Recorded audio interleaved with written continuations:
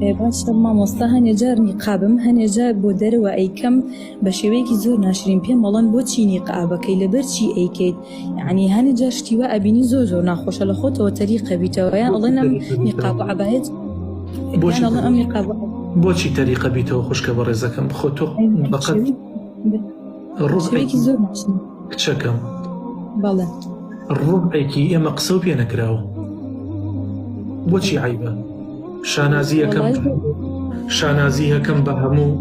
بە هەموو سیما و مەلامحێکمەوە شانازی ئەەکەم بە تاڵە مۆکانی ڕیشمەوە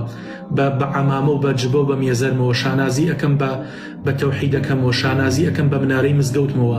شانازی ئەەکەم بۆ عابایی خێزانم ئەیداتە سەریا شانازی ئەەکەم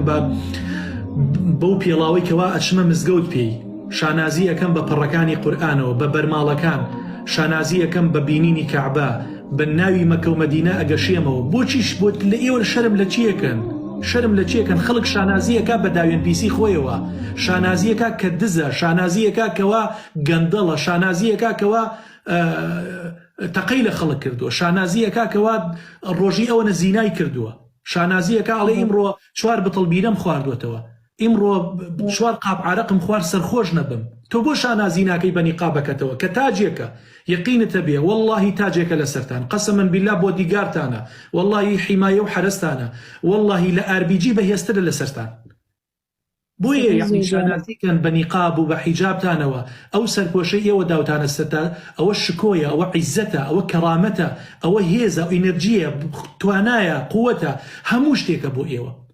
بۆیە بۆچی لە چی عیبەکەن لە چی شەرمەکەن خەڵکێ سمت و ڕانی پێشکەشی ئەو خەڵکە کردووە باشە ئەو شەرم ناکە شانازی پێواکات خەڵکێک هەتا لای ناوکی هەڵ کردووە بستێ قوماشی لە بەرایە شانازی بە ڕووتی خۆی ئەکا بە لەش فرۆشی خۆی ئەکا تۆ بۆچی شانازی بە حیجاب و بە نیقاب و بە حیشمەتی خۆتەوە ناکەی خوشکەکەم هەتاکم ئێوە ئەو ئینتیمایەتان لا دروست نەبێت ئەو هێزەتان لا دروست نەبێت قەت ناتوانن دینداری بە ئازادی بکەن قەت مرتاح نابن بە دینداری قەت ناتوانن ئینسانێکی دروستان لێ دەرچێت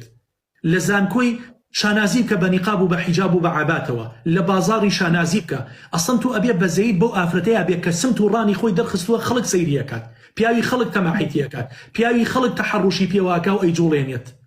ئەبێ بەزەید بەو ئافرەتەیە بێت سنگی بۆ خەڵکە دەرپەڕانەوە خەڵک سەیری ئەکات و ڕسمی ئەگرێت ئەبێ بەزەید بەو ئافرەتەیە بێت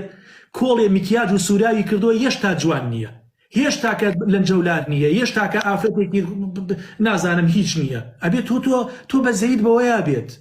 تۆ بۆچی بەزەید بە خۆتا دێ لە کاتێکە وەکو پیا و ئەڕۆی بەڕێگایە هەموو ئازادیەکت هەیە من نازانم ئافرەتێ بە پانتۆڵەوە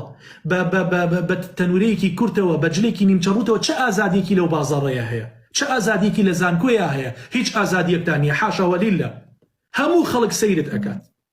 باشە کاتێک کەسێک کە مەشهورە بێ و ئەبێتە ڕقم لە ناو خەڵکە ئەڕوا بە هەر شوێنێکە ئازاد نییە بۆ لەبەرەوە هەموو خەڵک سەیری ئەکا بۆیە ئەبێ زۆر وریای خۆی بێت بەڵام ئێوە کە کاتێک بە جلوبەرگ و بە حیجاب و بە نیقابەوە ڕێەکەن ئێوە وەکو پیاوی ڕێەکەن چکە پیاوەکان سەیرتان ناکەن تێگەی ئێوە نەبوونە بە کاڵایەک هەڕاجکردن ئێوە نەبوونە بە کاڵایەک سەرف ببن ئێوە تەکسینین هەموو خەڵکێک دەستان ڕێڕا بگرێت ئێوە خصوصین تایبەتن بە خۆتان تایبەتن بە میردی خۆتان کەواتە احتیزاز و شانازی بە دین و بە حیجاب و بە نیقاب و بە هەموو ئەو شەعائیرە جوانانەی ئیسلامەوە بکەن کەوا پۆشیتانە باشە خوشکی کاتم زۆر سپاس بخۆتە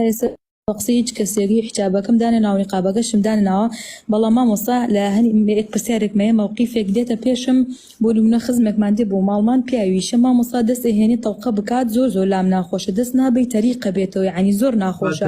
لەو کاتێ ئەتوانم چی بکەم لەو کاتێ بێت تۆ فێری بکەیت فێری بکە هەروەکو ئەو ئافرەتە نەرویجیە موسڵمانیکەوە کاتێک خەڵاتە کرێ و لە زانکۆیە یەکەمە بێت سەرۆکی زانکۆ ئەوێ تەڵقەی لەگەڵاکە ئاوای لێکات بە زمانی خۆیان ئەڵێ داوای لێبوردنەکە من موسڵمانم تۆ بێ حەڵاڵ و حرام فێری ئەو پیاوانە بکەیتەوە نازانن قیبلە لەکوێوەیە نازانن ئیسلام مانای چییە حەڵاڵ و حرام نازانن چییە بڵێ من موسڵمانم تەڵقە ناکەم حرامە